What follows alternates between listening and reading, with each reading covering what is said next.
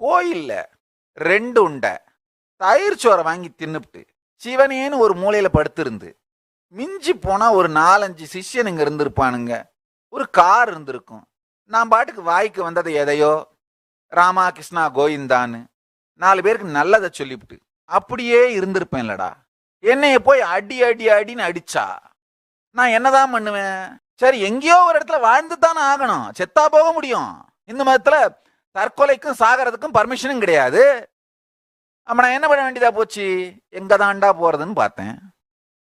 பெங்களூர்ல ஒரு 4 நல்லவங்க நகரத்தார்கள், நாட்டுக்கோட்டை நகரத்து செட்டியார்கள், திருச்சி சுவாமியோட அன்பர்கள். அவங்க வந்து, சாமி நீங்க பெங்களூர்ல வந்து ஒருத்தரை ஹீல் பண்ணீங்கன்னா 101 ரூபா கொடுக்குறோன்னு சொன்னாங்க. சரி, 101 ரூபா கொடுக்குறாங்களேன்னு பெங்களூர்ல ஹீல் பண்ண போனேன். அவருக்கு நல்லபடியா ஹீல் ஆயிருச்சு. அவங்க என்ன பண்ணாங்க, சாமி வாரம் ஒரு தடவை வந்தீங்கன்னா 101 ரூபா கொடுக்குறோன்னு சொன்னாங்க. சரி, அதுக்கு என்ன, நல்லா தான் போயிட்டு வரலாமேன்னு போயிட்டு வர ஆரம்பிச்சேன். வாரம் அங்க போவேன். 2 நாள் சனி ஞாயிறு இருப்பேன். சோறு போடுவார்கள், 101 ரூபா கொடுத்து அனுப்புவார்கள், திரும்பி வந்துருவேன். அப்படியே நிம்மதியா இருந்திருப்பேன். யாரோ ஒரு டிவோட்டி வந்தாங்க, தட்டு முழுக்க பழம் எடுத்துட்டு வந்து, சாமி ஆசீர்வாதம் பண்ணுங்க, ரொம்ப வருஷம் ஆச்சு எங்களுக்கு கல்யாணம் ஆகி குழந்தை இல்லைன்னு. நான் அந்த தட்டை அப்படியே எடுத்து கொடுத்தேன். தட்டுல அன்னாசி பழம் இருந்ததை நான் கவனிக்கல. அவங்க இந்த அன்னாசி பழத்தையும் சேர்த்து சாப்பிடட்டுமான்னு கேட்டாங்க. நான் தட்டோட எடுத்து கொடுத்து மொத்தமா சாப்பிட்டுருங்கன்னு சொன்னேன். அன்னாசி பழத்தையும் சேர்த்து சாப்பிடணுமான்னு கேட்டாங்க. அந்த நேரத்தில் நான் சமாதியில் இருந்ததுனால நல்லா எல்லாத்தையும் சாப்பிட்டுருங்கன்னு பிளஸ் பண்ணிட்டேன். யூஸ்வலா அன்னாசி பழம் சாப்பிட்டா கர்ப்பம் கலையும். ஆனா அவங்களுக்கு அன்னாசி பழம் சாப்பிட்டு கர்ப்பம் தரிச்சிருச்சு. நல்லபடியா அவங்க குழந்தையும் பிறந்துருச்சு. இத யாரோ இவங்க இன்னொருத்தருக்கு சொல்ல, வலம்புரிஜான்னு ஒருத்தன், அந்த ஆளு இத ஒரு பெரிய கதையா மாத்தி சூனியர் விகடன் அவனுக்கு போய் சொல்ல, முதல்ல ஆர்டிக்கல் ஆரம்பிச்சானுங்க. அன்னாசி பழ கர்ப்பம் 2003ல.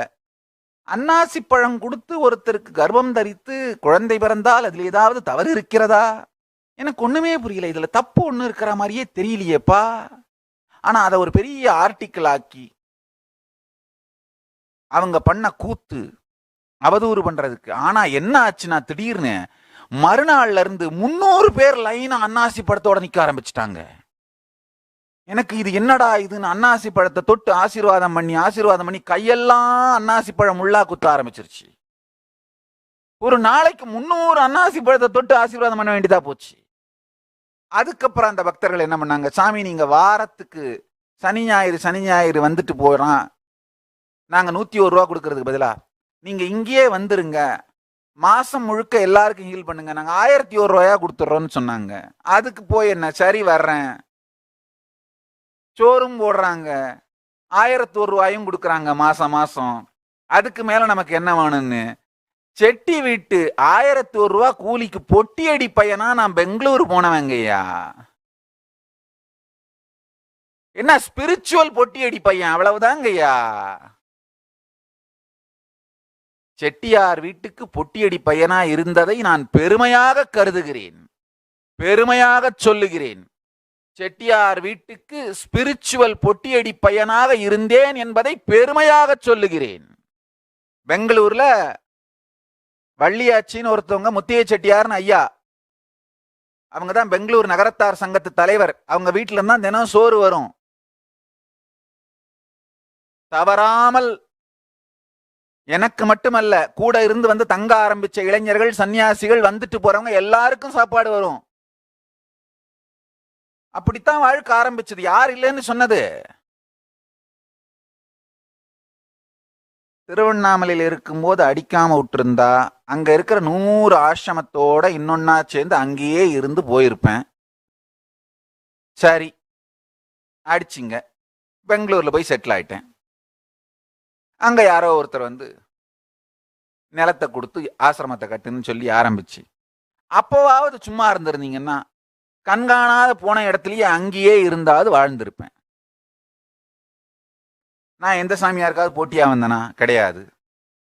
நான் பாட்டுக்கு சிவனேன்னு இருந்தேன். இன்னும் ஒரு 4 பேர் சேர்ந்துக்கிட்டு பெங்களூர்லயும் இருக்க கூடாதுன்னு அடின்னு அடிச்சா நான் என்ன பண்ணுவேன்? சரிடா அப்படின்னு மதுரைக்கு வந்து உட்காந்தேன். ஏயா, அங்கேயாவது என்னை நிம்மதியா விட்டுருந்தீங்கன்னா என்ன பண்ணியிருப்பேன்? மீனாட்சி மீனாட்சின்னு கோயில தினம் 4 தரம் சுத்தி வந்து 2 உருண்டை புளியோதரை 2 உருண்டை தயிர் சோத்தையும் தின்னுபிட்டு வர்றவங்க 4 பேருக்கு ஏதாவது ஞானசம்பந்தரை பத்தி சொல்லிக்கிட்டு மீனாட்சியை பத்தி சொல்லிக்கிட்டு சிவாராமான்னு வாழ்ந்து போய் 291 92 93 94 அந்த லிஸ்ட்ல ஒரு நம்பரா போய் மறைஞ்சு போயிருப்பேன். அவ்வளவுதானங்கய்யா. அதை விட்டுருந்துருக்கலாம்ல.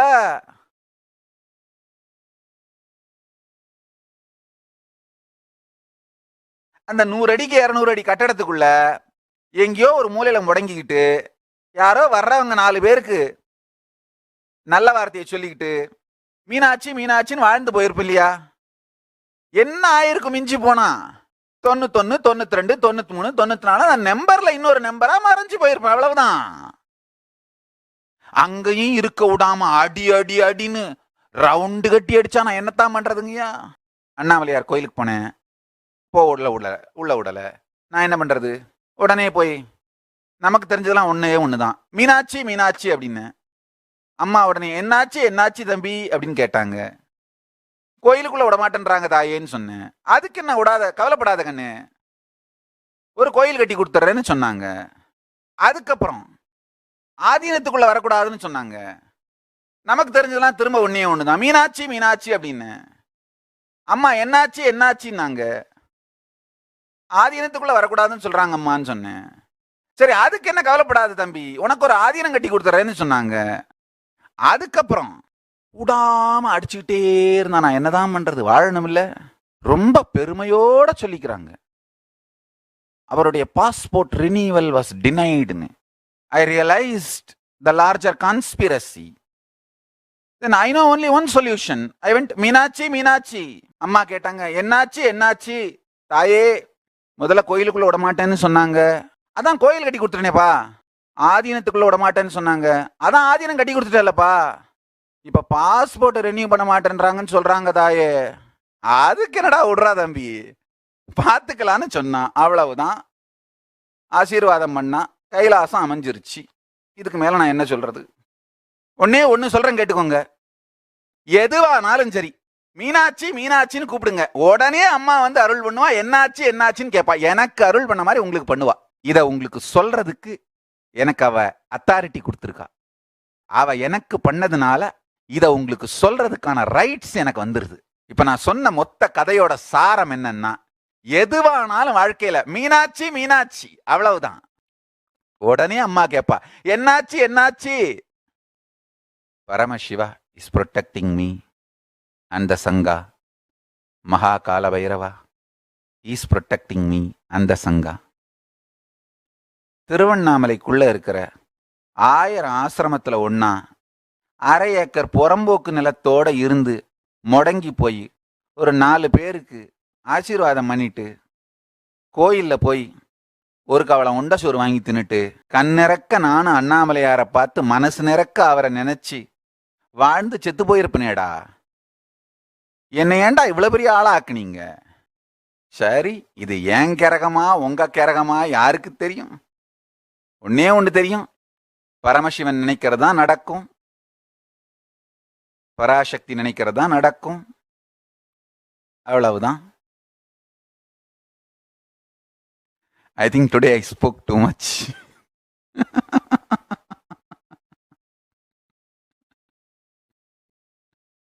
I spoke too much and too many things. ஒருத்தனை பிடிக்கல எதிரினா பழிக்கலாம்ப்பா, ஆனா அழிக்க முயற்சி பண்ணாதீங்க. பாருங்க, நீங்க அழிக்க முயற்சி பண்ணீங்கன்னா பரமசிவனும் காலபைரவனும் எப்படி என்னை பாதுகாத்துக்கிட்டே போறாங்க பாருங்க. அவங்க பாட்டுக்கு வாழ்ந்துட்டு போறாங்கன்னு விட்டுறணும். திருவண்ணாமலை ஊருக்குள்ள விசாரிச்சு பாருங்கய்யா. 1.25 ரூபா தட்சணை கொடுத்தா பவழக்குன்று மலையிலிருந்து இறங்கி வந்து சைக்கிள் கேரியர்ல பின்பக்கமா உட்காந்துட்டு ரங்கம்மாள் ஆஸ்பத்திரி வரைக்கும் போய் ஹீல் பண்ணிட்டு வருவேங்கய்யா. ஒரே ஒரு ரெக்வஸ்ட் தான் பண்ணுவேன், திருப்பி கூப்பிட்டு வந்து மலையடி வாரத்தில் விட்டுருங்க.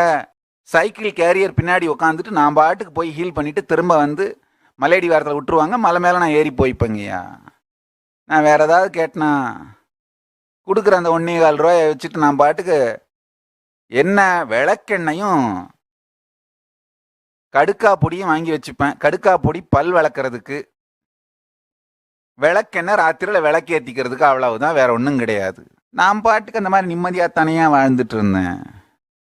இப்போ நான் வாழ்ந்த இடத்துலலாம் பெரிய பெரிய மெமோரியல் கட்டுற அளவுக்கு என்னை பெரிய ஆளாக்கி விட்டீங்களேயா. திருவண்ணாமலையிலேருந்து பெங்களூருக்கு நான் ஓடி போனப்பவே, சரி இவன் ஓடுகாலி பையன் விட்டுருங்கடா இவனு விட்டுருந்தீங்கன்னா நான் பாட்டுக்கு அங்கே போய் லைஃப்பில் நிம்மதியாக இருந்திருப்பேன். இல்லை எங்கே ஓடினாலும் விட மாட்டோம் அப்படின்னு ஓட ஓட விரட்டிங்கன்னா நான் ஓடுற இடமெல்லாம் கோயில் ஆயிருதப்பா. அது புரியலையாடா உங்களுக்கு? சரி, பரமசிவனையே பாதுகாப்பு, காலபைரவனையே காவல். வலம்புரி ஜான்ல ஆரம்பிச்சு 2003 நீங்களும் எப்படியாவது அழிச்சிடலான்னு என்னென்னவோ முயற்சி பண்றீங்க. நான் வளர்ந்துட்டே தானடா போயிட்டு இருக்கிறேன், பாருங்களேன்டா. இதை வச்சாவது தெரிஞ்சுக்கோங்களேன்டா. பரமசிவனையே எனக்கு பாதுகாவலா இருக்காரு, பரமசிவன் என்னை பாதுகாக்கிறாரு, காலபைரவர் எனக்கு காவலா இருக்காருன்னு தெரிஞ்சுக்கோங்களேன்டா. இன்னும் புரியலையா? இன்னும் தெரிஞ்சுக்க மாட்டீங்களா? நான் என்ன பண்றது? Essence of today's satsang is Meenachi, Meenachi. That's all is the essence. Essence of my life itself is Meenachi, Meenachi. Meenachi, Meenachi. Facebookல மீம்ஸ் போட ஆரம்பிச்சிட்டாங்களா? அன்னாசி பழ கர்ப்பம். ஐயா, அனாசிப்பழம் சாப்பிட்டா கர்ப்பம் கலைஞ்சிருங்கிறது தான் நம்முடைய ஆயுர்வேத சித்த பாரம்பரியத்திலே சொல்லப்படுவது. ஒருத்தருக்கு நல்லது நடந்துருச்சுன்னு அவங்க எங்கிட்ட சொல்லும் பொழுது, ஒரு நேர்மையுடைய ஆன்மீகவாதி பக்தர்களுடைய நம்பிக்கையை குலைக்க கூடாது. அது என்னுடைய கற்பு. பக்தர்கள் நம்பிக்கையை குலைக்க கூடாது. அதனால அவர்கள் நம்பிக்கையை நான் வளர்க்க வேண்டுமே தவிர குலைக்க கூடாது. அதனாலதான் அவர்கள் கேட்டதும் ஆசீர்வாதம் பண்ணி அளிக்க துவங்கினேன். அது பெருமான் அருளாலே. நான் பெருமான் மீது கொண்ட பக்தியின் சக்தியோ அல்லது அவர்கள் என் மீது கொண்ட பக்தியின் சக்தியோ அல்லது இரண்டும் சேர்ந்தோ நல்லபடியாக நடக்க துவங்கியது. அந்த நான் என்ன பண்றதுங்கய்யா? ஒரு டைம்ல ஒரு நாளைக்கு 1200 பேர் அன்னாசி பழத்தோட கியூல நிப்பாங்க. தொட்டு தொட்டு தொட்டு அன்னாசி பழத்தை ஆசீர்வாதம் பண்ணி பண்ணி கையெல்லாம் அன்னாசி பழம் முள்ளா குத்தி இருக்கும் ராத்திரி முடியறதுக்கு. எதுக்கு சொல்ல வரேன்னா, ஒரு சாதாரண பிச்சைக்காரனாக அவமானமும் படவில்லை. நான் அந்த மாதிரி இருந்தேன்றதுக்கு நான் ஒன்று ரிப்பெண்ட் பண்ண வேண்டியது இல்லையா? அந்த மாதிரி இருந்த என்னை இந்த மாதிரி பண்ணிட்டீங்களேன்னு நீங்க தான் யார் ரிப்பெண்ட் பண்ணணும்? என்னைய தாக்கி தாக்கி தாக்கி அந்த மாதிரி இருந்த ஆள் இந்த மாதிரி பண்ணிட்டீங்களே நீங்க தான் ரிப்பெண்ட் பண்ணணும். நான் ஒன்றும் ரிப்பெண்ட் பண்ண வேண்டிய அவசியமே இல்லை. அப்போ இருந்த மாதிரியே தான் இப்போவும் நான் நிம்மதியாக இருக்கேன். அப்போ மாதிரியே தான் ஒரு கப்பு தயிர் சோறு திங்கிறேன், அவ்வளவுதான், வேற ஒன்றும் கிடையாது. என்ன அப்போ அண்ணாமலையே நேரில் பார்ப்பேன், கண்ணாலேயே பார்ப்பேன். இப்போ என்ன இன்டர்நெட்டில் அவங்க காட்டுறத பார்க்குறேன், அவ்வளவுதான், வேற ஒன்றும் இல்லை. சரி, அண்ணாமலையை நினைச்சா போதும்னு நினைச்சு வாழ்ந்துடுறேன். சில நேரத்தில் அண்ணாமலையை மட்டும் பார்க்க முடியலையேன்னு தோணும். சரி, என்ன பண்றது? இதுக்கப்புறம் எப்போ பார்க்க முடியும்னு தெரியாது.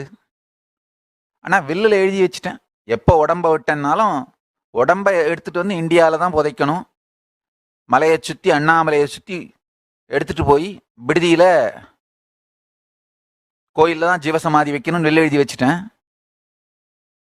சரி, இந்தியாவுக்கு கொண்டு அண்ணாமலையை சுற்றி விடுதி கொண்டு போய் அங்கே தான் ஜீவசமாதி வைக்கணும்னு எழுதி வச்சுட்டேன், அவ்வளவுதான்.